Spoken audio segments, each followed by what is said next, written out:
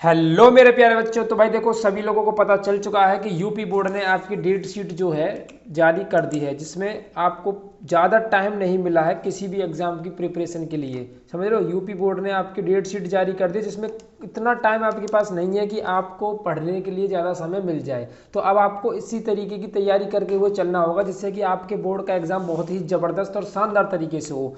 तो उसी शानदार तरीके को मैं अच्छे से अच्छा बनाने के लिए आप लोगों के लिए ये वायरल मॉडल पेपर लेके आया हूँ मैथ्स का 2026 का, जो कि आपके एग्जाम में आने ही वाला है। तो अगर आप क्लास 10th में हो, तो अगर अपनी तैयारी को बहुत अच्छा, बेहतर और शानदार बनाना चाहते हो तो ये वीडियो आपको जरूर देखनी है, क्योंकि ये 70 आउट ऑफ 70 वाली क्लास है जिसको आप लोग देखते हो तो आपका बहुत जबरदस्त पेपर होने वाला है। तो देखो, मैथ का पेपर है 2026 का, वायरल मॉडल पेपर है जिसका कोड 822 है। ठीक है, जिसके क्वेश्चंस को आज मैं आपको सॉल्व कराने वाला हूं। तो बिना स्किप किए हुए वीडियो को अच्छी तरीके से देखते हुए चलना, और अगर आप क्वेश्चंस के जवाब देना चाहते हो तो कमेंट बॉक्स में जवाब देते हुए चलना। ठीक है, तो देखो, सबसे पहला जो क्वेश्चन है आपके खंड आ का, जो कि बहुविकल्पी होते हैं, 20 नंबर की OMR आती है और 20 नंबर आपके लिए बहुत ज़्यादा इंपॉर्टेंट है। 20 नंबर की OMR जो आपके लिए आती है बहुत ही ज़्यादा इंपॉर्टेंट OMR होती है। तो देखो, सबसे पहला क्वेश्चन है, किसी बहुपद fx के लिए y बराबर जो fx का ग्राफ दिया गया है, ग्राफ में fx के शून्यकों की संख्या क्या होगी।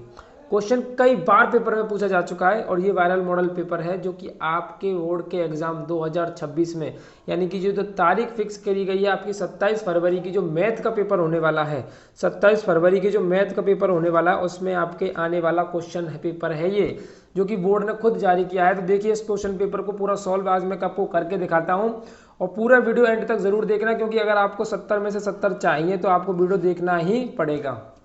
देखो, किसी बहुपद fx के लिए y बराबर fx का ग्राफ दिया हुआ है, तो ग्राफ में fx के शून्यकों की संख्या बतानी है। तो सबसे पहले आपको देखना यह है कि जो y बराबर दिया है वो क्या दिया है। y बराबर आपको fx दिया है, तो आपको चेक करना है कि जो हमारा ग्राफ है एक्स एक्सिस पर कितनी बार कट कर रहा है, यानी कितनी बार मिल रहा है। जितनी बार आपका ग्राफ एक्स एक्सिस पर मिलेगा उतने ही आपके आंसर होंगे। तो देखो, इस क्वेश्चन के अंदर जो एक्स एक्सिस दिया हुआ है, तो एक्स एक्सिस पे देखो ग्राफ आपका 1, 2 और 3 बार टच कर रहा है। आपका एक्स एक्सिस पर जो ग्राफ है वो 1, 2 और 3 बार टच कर रहा है। तो आपके जो शून्यकों की संख्या होगी वो कितनी होगी, 3 होगी। यानी option number B is your correct answer. Option number B जो होगा आपका एकदम सही जवाब होगा, ऑप्शन नंबर बी आपका सही होगा। चलिए, दूसरे क्वेश्चन का जवाब दीजिए इसी के साथ। 156 का अभाज्य गुणनखंड होगा, 156 का आपको अभाज्य गुणनखंड बताने हैं, कितने होंगे। तो 156 का आपको क्या निकालना होगा, एलसीएम निकालना होगा। 156 का आपको एलसीएम निकालना होगा। दो सत्ते कितने होते हैं, 14, 2 अट्ठे 16। 2 से करोगे तो 3, और 2 से ये हो जाएगा 9 बार। 3 एकन 3, 3 तिया 9, और ये 13 से डिवाइड करोगे तो 2 कितनी बार आया इसमें, 2 बार। तो 2 की पावर कितनी हो जाएंगी, 2, और 3 इंटू में 13।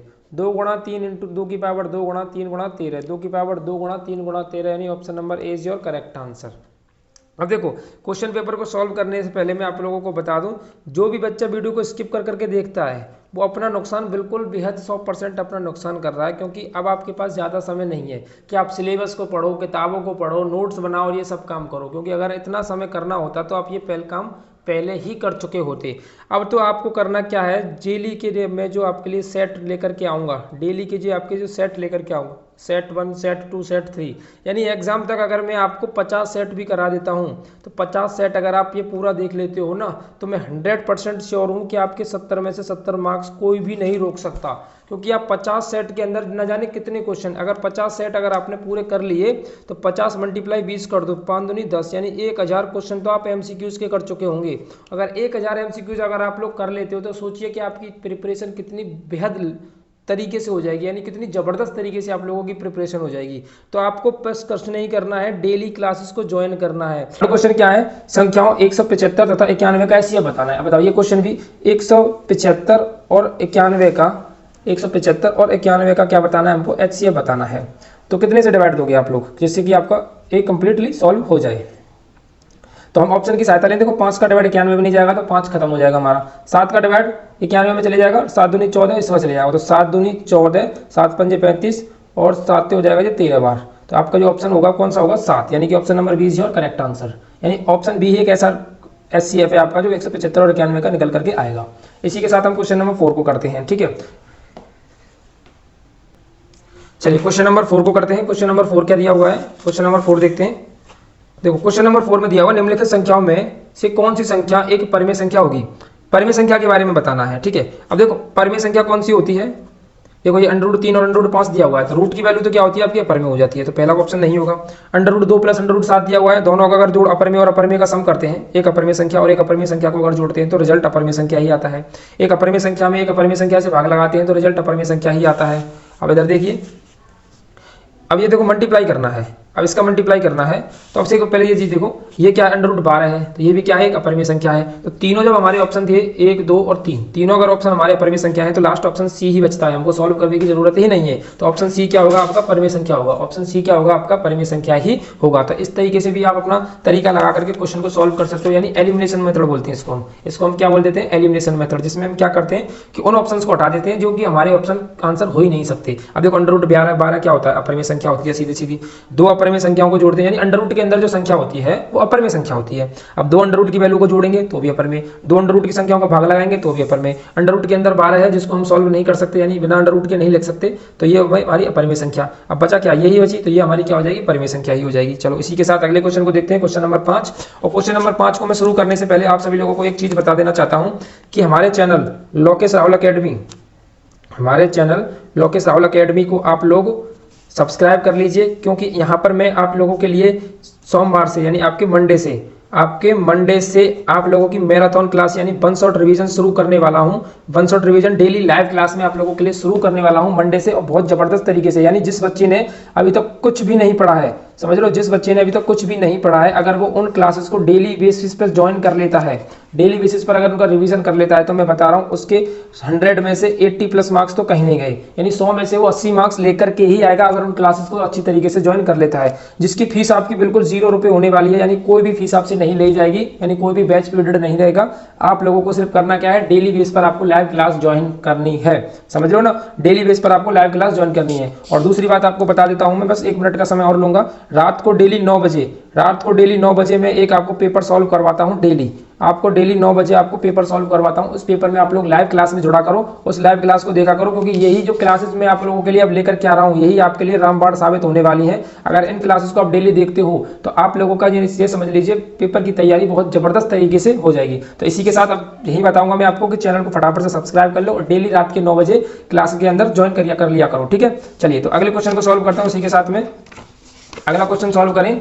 अगला क्वेश्चन है हमारा क्वेश्चन नंबर 5, ठीक है। चलिए क्वेश्चन नंबर 5 क्या है हमारा सर, रैखिक समीकरण दिया हुआ है, ठीक है। रैखिक समीकरण 2x प्लस के y बराबर 5 और 3x प्लस के 2y बराबर 8 के युग्म का हल होगा। अब इसके युग्म का हमको हल बताना है, क्या होगा। तो देखो 2x प्लस के y बराबर में 5 और 3x प्लस के 2y बराबर में 8 दिया हुआ है। अब हम कॉन्सेप्ट जानते हैं कि हमको अद्वितीय अपरिमेय 2 या इनमें से कोई नहीं बताना है, तो हम क्या करना होगा, a1/a2 b1/b2 c1/c2 वाला कॉन्सेप्ट लगाना होगा। तो a1 हमारा ये 2 होता है, a2 हमारा ये 3 होता है, तो 2/3, b1 हमारा इसके y का कोफिशिएंट होता है यानी 1 होगा, और ये हो जाएगा नीचे का 2, ये 5 हो जाएगा, ये 8 हो जाएगा। तीनों वैल्यूज में से कोई भी वैल्यू आपस में बराबर नहीं है, कोई भी बराबर नहीं है, कोई भी कंडीशन ऐसी नहीं है जिसमें बराबर हो, यानी नॉट इक्वल टू है सब कुछ। तो जब a1/a2 not equal to b1/b2 not equal to c1/c2 अगर ये केस बनता है, तब आपका क्या होता है, तब आपकी रेखाएं प्रतिच्छेद करती हैं। क्या करती हैं सर, प्रतिच्छेद करती हैं। तब आपकी रेखा क्या करती हैं, प्रतिच्छेद करती हैं। तो इसमें क्या होता है आपका अद्वितीय हल यानी केवल एक हल होता है, केवल एक हल, या तो केवल एक हल लिखिए या अद्वितीय हल लिखिए। तो हमने क्या लिखा, अद्वितीय हल, क्योंकि हमारे ऑप्शन में दिया हुआ है अद्वितीय हल। तो option number A is your correct answer. यहाँ तक बातें क्लियर है सभी को, उम्मीद करता हूँ सभी को यहाँ तक की बातें क्लियर होंगी, ठीक है। अब चलो क्वेश्चन नंबर 6 पर आ जाओ। एपी का क्वेश्चन आपके एग्जाम में हर बार आपके एग्जाम में आता है, और ये जो मैं मॉडल पेपर करवा रहा हूं, मैं बता रहा हूं जिस बच्चे ने इन मॉडल पेपर को, देखो मैंने काफी सारे मॉडल पेपर आप लोगों के लिए रेडी किए हुए हैं, देखो ये देखो काफी सारे मॉडल पेपर, ये सभी मैथ के हैं, ये सभी वायरल मॉडल पेपर है मैथ के। अगर इन सभी मॉडल पेपर को आप लोग अगर अच्छी तरीके से कर लेते हो ना, मैं बता रहा हूँ आपकी जो तैयारी अगर आपकी 0 लेवल पर भी चल रही है ना, तो आपकी बहुत जबरदस्त लेवल वाली तैयारी हो जाने वाली है, ठीक है। देखो क्वेश्चन नंबर 6 है, एपी का 6, 10 और 14 दिया हुआ है, तो इसका 25वां पद निकालना है। 6, 10 और 14 दिया हुआ है, 25वां पद निकालना है सर। अब देखो 25वां पद निकालना है, तो यानी n की वैल्यू कितनी होगी हमारे पास, 25 हो गई, ठीक है। n की वैल्यू कितनी हो जाएगी हमारे पास, 25 हो जाएगी। अच्छा a का मान क्या होता है, जो आगे दिया होता है, यानी प्रथम पद। d कैसे निकालते हैं, पीछे वाले पद में से आगे वाले पद को घटा देते हैं, यानी 10 में से 6 जाएगा तो कितना बच जाएगा, 4 बच जाएगा। n की वैल्यू 25 है, हमको निकालना क्या है, 25वां पद निकालना है, यानी a 25 निकालनी है। तो a n बराबर फॉर्मूला होता है a plus n minus 1 into में डी। a की जगह पर 6 प्लस n की जगह पर 25 माइनस के 1 इंटू में डी की जगह पर हो जाएगा 4, 6 प्लस 24 गुणा 4, ठीक है। अब देखो 24 चौके 96, 96 और 6 कितने होते हैं आपके 102। तो जो ऑप्शन 102 होगा वही आपका सही होगा, यानी option number B is your correct answer. छठवां क्वेश्चन सॉल्व हो गया। अब चलते हैं सर सातवें क्वेश्चन पर। द्विघात समीकरण x square plus 2x minus P बराबर 0 का एक मूल 2 है तो p का मान क्या होगा। अब आप अच्छे से जानते हो कि इस तरीके का क्वेश्चन आपके बोर्ड का एग्जाम हर बार रिपीट करता है कि p का मान क्या होगा। अब एक मूल 2 दिया हुआ है तो p का मान कितना होगा। क्वेश्चन है हमारा एक्स स्क्वायर माइनस के 2x प्लस के p बराबर में 0, कुछ इसी तरीका से, सॉरी माइनस प्लस के 2x था माइनस के p था। अब हमको एक मूल दिया हुआ है तो इसको मान लेंगे x की वैल्यू, x बराबर 2 दिया हुआ है, इसको मान लेते हैं x की वैल्यू कि x बराबर 2 दिया हुआ है। तो हमसे p की वैल्यू पूछी है तो इस x की वैल्यू को इक्वेशन के अंदर पुट कर देंगे, आपकी p की वैल्यू अपने आप ही निकल करके आ जाएगी। अगर ऐसा क्वेश्चन आपके पेपर में आता है तो आप इस तरीके से करना, बस एक वैल्यू दी हुई है और p का मान पूछे, a का मान पूछे तो आप x की वैल्यू को उठा के रख देना। 4 प्लस 2 दूनी 4 माइनस के p बराबर में 0, 4 और 4 होते हैं 8 माइनस के p बराबर में 0, तो ये हो जाएगा p बराबर में 8। तो p की वैल्यू जहाँ पर 8 होगी, एक मिनट,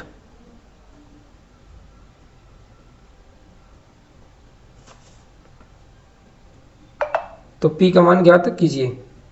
हाँ, 2 का स्क्वायर 4 होता है, गुणा 2 माइनस p बराबर 0, 0 सॉल्व करेंगे तो 2 का स्क्वायर 4, 2 2 4 माइनस p बराबर 0, तो p की वैल्यू 8 आनी चाहिए। ऑप्शंस गलत दिए हुए हैं इसमें, आप क्वेश्चन की वैल्यू जो है 8 ही आएगी क्योंकि एक मूल 2 है। अगर मैं इसमें 2 को पुट करता हूँ, 2 को इसके अंदर पुट करूँगा तो 2 का स्क्वायर 4 हो जाएगा और 2 का 2 दूनी 4 हो जाएगा, 4 और 4 8 हो जाएगा, तो p की वैल्यू 8 आनी चाहिए। यानी यहाँ पर ये गलत प्रिंटिंग गलत हो रही है, इस जगह पर ये 8 होगा, ये ऑप्शन जो है 8 होना चाहिए। तो option number D is your correct answer, ठीक है। Option number D is your correct answer.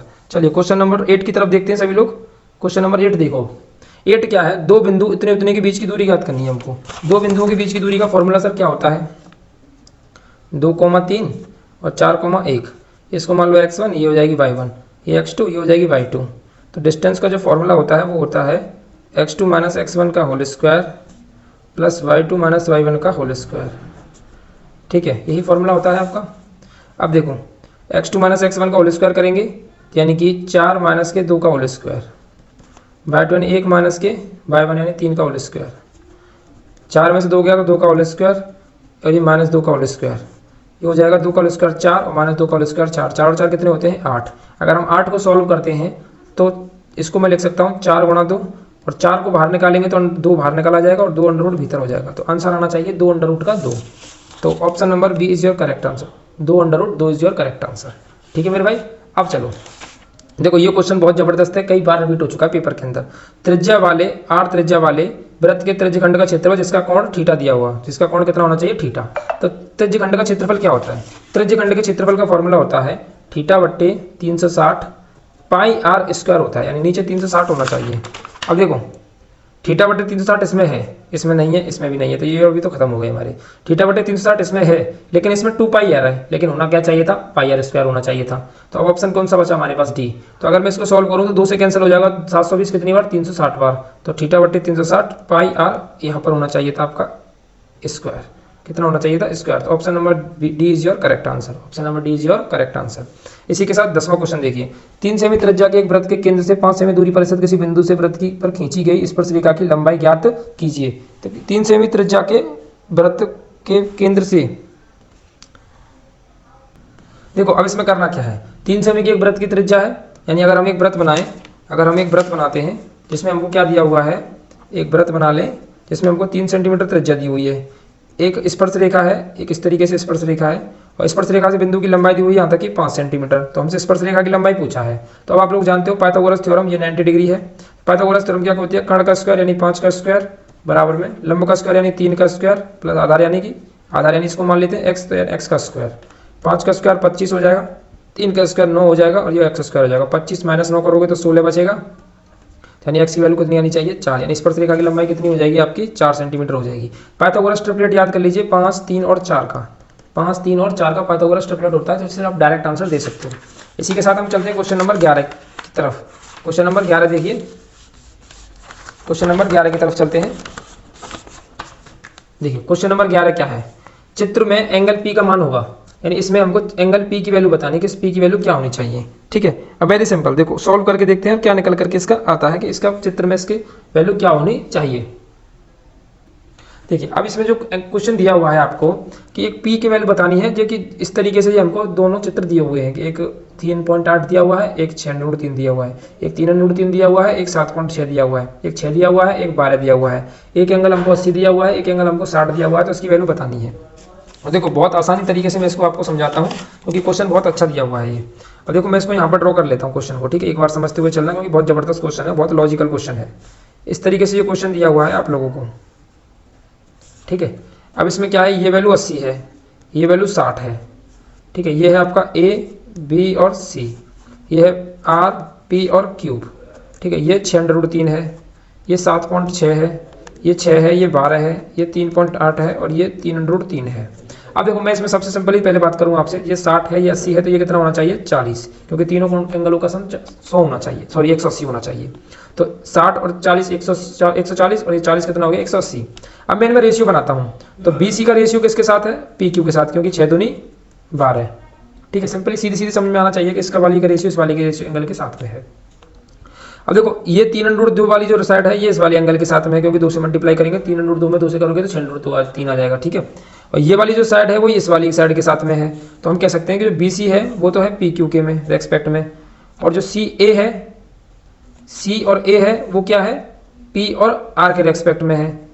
किसके रेस्पेक्ट में है, P और R के में। तो मैं यहाँ पर Q को यहाँ पे लिख लूँ, PR यहाँ पे लिख देता हूँ, और R जो Q है वो है A और B के में।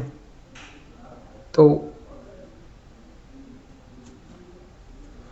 ए बी जो है वो आर क्यू के रेस्पेक्ट में है, ए और बी क्या है आर क्यू के रेस्पेक्ट में है, इस तरीके से।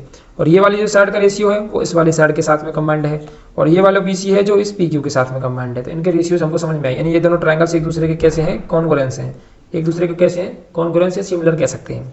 अब देखो ये वाला 80 एंगल किसके सामने के साइड का है, 6 वाले के सामने का, तो 12 वाले सामने के साइड का ये वाला हो जाएगा एंगल 80 का। सिंपल है, ये कितने का हो जाएगा 80 का। अब देखो ये 40 किसके सामने वाला एंगल है, ये है 3.8 वाले का, तो 7.6 वाले का एंगल कौन सा होना चाहिए, 40 ही होना चाहिए। अब हमको पूछा क्या था, एंगल P ही तो पूछा था हमसे, तो एंगल P कितना होना चाहिए आपका 40, यानी option number B is your correct answer, option number B is your correct answer. अब देखो निम्नलिखित बारंबारता बंटन का माध्य का वर्ग बताना है हमको, माध्य का वर्ग बताना है कि माध्य का वर्ग क्या होगा इस क्वेश्चन के अंदर, ठीक है। माध्य का वर्ग के बारे में हमको बतानी है इस क्वेश्चन के अंदर। देखो अब आप लोग जानते हो कि माध्य का वर्ग निकालने के लिए, यानी माध्य का वर्ग निकालने के लिए हमको संचय बारंबारता बनानी पड़ती है क्वेश्चन में। तो मैं इस क्वेश्चन को अगर इस तरीके से लिख लूँ कि ये आगा आपका 0 10, ये हो जाएगा आपका 10 और 20, ये हो जाएगा आपका 20 और 30, ये हो जाएगा आपका 30 और 40, ये हो जाएगा आपका 40 और 50, और लास्ट है आपका 50 और 60। और यहाँ पर है आपके 7 12 18 15 10 और 3, ये है आपकी। अब मुझे इसके माध्य का वर्ग बतानी है, तो माध्य का वर्ग बताने के लिए सबसे पहले मुझे बनानी होगी संचयी बारंबारता, जो कि लास्ट में बनाते हैं, ठीक है। यहाँ पर बनाता हूँ मैं संचयी बारंबारता, जो कि मैंने आपको बहुत अच्छी तरीके से पढ़ाया है। अगर किसी को स्टैटिक्स में दिक्कत है तो वो जा करके वीडियो को जरूर देख ले, ठीक है, जा करके वीडियो जरूर देख ले। अब देखो संचयी बारंबारता बनानी है हमको, ठीक है। तो देखो संचयी बारंबारता में कैसे बनाते हैं, पहले मैं 7 को 7 लिखूंगा, फिर इस 7 में इस वाले 12 को जोड़ूंगा, 7 + 12 यहाँ पर लिख दूंगा 90, ठीक है। फिर इस दोनों को जोड़ूंगा तो ये हो जाएगी 37, फिर 37 में इसको जोड़ूंगा 52, 52 में इसको जोड़ूंगा 62, 62 में इसको जोड़ूंगा 65, कितनी आ जाएगी आपकी 65, ठीक है। अब ये जो 65 का जो सम निकल करके आया, यानी इसको जोड़ने पर कितना आ जाएगा 65, कितना आ जाएगा 65 आ जाएगा। अब मुझे क्या करना होगा, मुझे क्या करना होगा, इस 65 को डिवाइड करना है 2 से, यानी 65/2 करूंगा तो कितना आ जाएगा, लगभग 2 3 6 और 2 चौकी 2 दूनी 4, लगभग 32 पॉइंट आएगा। कितना आएगा, लगभग 32 पॉइंट। अब 32 हम देखेंगे कि हमारी संचयी बारंबारता में किसके निकट है या किसके निम्नतम है या किसके अधिकतम है। तो पता चला कि 37 के लगभग में है, या तो 37 यानी 32 से कम नहीं होनी चाहिए, या तो उसके बराबर हो जाए या फिर उससे थोड़ा ज़्यादा हो जाए। तो हमने देखा कि यहाँ पर 37 जो है 32 के ज़्यादा निकटतम है, तो जो उसके सामने वाला जो वो बनेगा वही हमारा वर्ग अंतराल होगा माध्यिका का, यानी 20 और 30 हमारे क्या है माध्यिका का वर्ग अंतराल है। क्योंकि 32 आया है, 32 को हम 37 के अप्रॉक्स में ले सकते हैं, जिसके सामने 20 और 30 है जो कि हमारा माध्यिका अंतराल है। 20 और 30 क्या हो जाएगा, हमारा माध्यिका वर्ग बन करके तैयार हो जाएगा। ठीक है। क्वेश्चन नंबर 13 देखिए, साइन थीटा और कॉस थीटा की वैल्यू कब बराबर होती है? जब साइन 45 की वैल्यू होती है। साइन 45 और कॉस 45 की वैल्यू आपस में बराबर होती है। 14वां क्वेश्चन, कॉस 0 का मान कितना होता है? तो कॉस 0 का मान सब लोग जानते हैं, कॉस 0 का मान 1 होता है। टेबल मैंने आप लोगों को बताई थी किस तरीके से याद करनी है, शॉर्ट तरीके से। अगर आपने नहीं देखी वो वीडियो जाकर के देख लिए, नहीं मुझे कमेंट करके बोल देना कि सर दोबारा बता दीजिए, तो मैं दोबारा उसको बता दूंगा एक बार। 15वां क्वेश्चन देखिए सभी लोग। 15वां क्वेश्चन है tan 2a बराबर a है, तो 2a बराबर न्यून कोण है, तो a का मान क्या क्या होगा? बहुत सिंपल भाई, बहुत ही ज्यादा आसान क्वेश्चन है। देखो करना कैसे है इसको, ये समझिए। अब इस क्वेश्चन को करोगे कैसे आप लोग, इस क्वेश्चन को कैसे करोगे आप लोग? देखो इस तरीके से करना होगा आपको, मैं बताऊं। tan 2a बराबर 1 दिया हुआ है। देखो हम क्या कर सकते हैं, tan 2a बराबर 1 किसकी वैल्यू होती है tan के अंदर? तो हम कहेंगे सर tan 45 की वैल्यू 1 होती है। ठीक है, tan 45 की वैल्यू 1 ही तो होती है। अब tan से tan अगर हट जाएगा तो 2a बराबर बचेगा 45। तो a बराबर कितना हो जाएगा? 45/2, यानी मैं कह सकता हूँ 22.5 की वैल्यू होगी। तो option number B is your correct answer, क्योंकि 22.5 की वैल्यू ही हमारी tan 2a के 1 के बराबर मानी जाएगी। ठीक है, चलिए अब क्वेश्चन करते हैं हम क्वेश्चन नंबर 16 को। क्वेश्चन नंबर 16 में क्या है हमारा? sec a plus tan a बराबर 1 माइनस के साइन, तो a का मान क्या होगा? sec a plus tan a बराबर दिया हुआ है, तो हमसे a की वैल्यू पूछी है, सॉरी इस पूरे क्वेश्चन का सॉल्यूशन पूछा है कि क्या होगा। देखो करना कैसे इस क्वेश्चन को, मैंने ये क्वेश्चन के लिए एकदम जबरदस्त ट्रिग्नोमेट्री की ट्रिक वाली वीडियो बनाई है। आप लोग देखो आई बटन पर आप लोगों को दिख जाएगी, वो वीडियो जाकर के देखना, बहुत जबरदस्त तरीके से मैंने आप लोगों को ये बताई है। अब देखो ये क्वेश्चन कैसे करोगे, आप जाकर के चैनल पे जाना और चैनल पे देखना, चैनल पर आपको मिल जाएगी ट्रिग्नोमेट्री की ट्रिक, तो उसमें मैंने आपको बहुत जबरदस्त तरीके से इनको सिखाया है। देखो करना कैसे, सेक को 1/cos कर लीजिए, प्लस tan को क्या कर लेंगे? sin/cos कर लेंगे, sin/cos a कर लेंगे, 1 माइनस के sin a हो जाएगा। ये हो जाएगा 1 प्लस के sin a अपॉन में हो जाएगा cos a, 1 माइनस के sin a, एक ब्रैकेट में 1 माइनस sin a और एक ब्रैकेट में 1 प्लस sin a, क्या हो जाएगा? 1 minus sin square a upon cos a। 1 minus sin square a क्या होता है? cos स्क्वायर a होता है अपॉन cos a। cos से cos कैंसिल, तो बचेगी आपके पास एक cos, तो एक cos किस में है? cos इसके आपके ऑप्शन नंबर डी में है, तो option number D is your correct answer. Question number 17 तो इतना वायरल क्वेश्चन है कि एक भी यूपी बोर्ड का ऐसा पेपर नहीं गया जिसमें इस टाइप का क्वेश्चन नहीं पूछा गया हो। तो इसका कमेंट बॉक्स में मुझे आंसर चाहिए, आप लोग इसका मुझे आंसर बताओगे, वो भी कमेंट में। ठीक है, कमेंट में इसका आंसर मुझे सभी लोग बताओगे कि इसका आंसर कितना आएगा। चलिए इसी के साथ मैं बताऊं 18वां क्वेश्चन। 18वें क्वेश्चन में देखिए आपको बहुलक वर्ग बताना है। बहुलक वर्ग क्या होगा? बहुलक वर्ग क्या होगा? ठीक है, तो बहुलक वर्ग जो सबसे ज्यादा वैल्यू है उसी के सामने का जो वर्ग अंतराल दिया हुआ है वही बहुलक वर्ग होता है। तो सबसे ज्यादा वैल्यू कौन सी हमारी 12 है, तो इसके सामने का अंतराल कौन सा है? 10 और 15, तो यही हमारा बहुलक वर्ग बन जाएगा। यही हमारा क्या बन जाएगा मेरे भाई? बहुलक वर्ग बनकर तैयार हो जाएगा। ठीक है, अब चलिए 19वां क्वेश्चन क्या है सर? किसी आयताकार खेत का क्षेत्रफल 30 मीटर स्क्वायर दिया हुआ है, यदि उसकी लंबाई उसकी चौड़ाई से x से 1 मीटर अधिक है, तो उन्हें ज्ञात करने के लिए दिया गया समीकरण क्या होगा? बड़ा जबरदस्त क्वेश्चन है। यदि उसकी लंबाई उसकी चौड़ाई x से 1 मीटर अधिक हो। देखो भाई बहुत जबरदस्त क्वेश्चन है, बहुत अच्छा क्वेश्चन पूछा है एग्जामिनर ने। इसको करने का तरीका देखते हैं हम क्या करोगे इसमें। देखो क्वेश्चन क्या है, एक आयताकार खेत है हमारे पास इस तरीके का, जिसका क्षेत्रफल दिया हुआ है 30 मीटर स्क्वायर। अब मान लीजिए इसकी लंबाई चौड़ाई x से, यानी चौड़ाई हमारे पास x है, तो लंबाई कितनी होनी चाहिए? x प्लस 1, यानी 1 मीटर अधिक बताइए उसने हमको। अब इसका क्षेत्रफल ज्ञात करना, तो हमको द्विघात समीकरण बनाना है। तो हम जानते हैं लंबाई गुणा चौड़ाई करोगे तो क्षेत्रफल निकल करके आएगा, जो कि हमें दिया हुआ है 30। तो लंबाई यानी कि हमारी x प्लस 1 हो जाएगी और चौड़ाई यानी कि हमारी x हो जाएगी बराबर में 30। तो ये हो जाएगा एक्स स्क्वायर प्लस के x बराबर में 30। हल करोगे तो निकलेगा एक्स स्क्वायर प्लस के x माइनस के 30 बराबर में 0। तो एक्स स्क्वायर माइनस के एक्स स्क्वायर प्लस के x माइनस के 30 जो आएगा उसका आंसर सही होना चाहिए। तो ये option number C is your correct answer. एक पासे को एक बार फेंकने पर सम संख्या प्राप्त होने की क्या प्रायिकता है? अब देखो सम संख्या प्राप्त होने की प्रायिकता पूछी है इसने, सम संख्या। ठीक है, तो देखो कैसे करोगे, एक बार पासे को एक बार फेंकने पर, अगर मैं एक पासे को एक बार फेंकूंगा तो आपकी जो टोटल आउटकम्स यानी कि अनुकूल परिस्थितियां कौन कौन सी होंगी? 1 2 3 4 5 6। अब पूछी क्या है इसने? सम संख्या आने की प्रायिकता। तो अगर मैं इवेंट की बात करूं आपसे यानी ई की बात करूं तो सम संख्या कौन सी है? 2 भी है, 4 भी है और 6 भी है। इसकी प्रायिकता हमसे इसने पूछी है।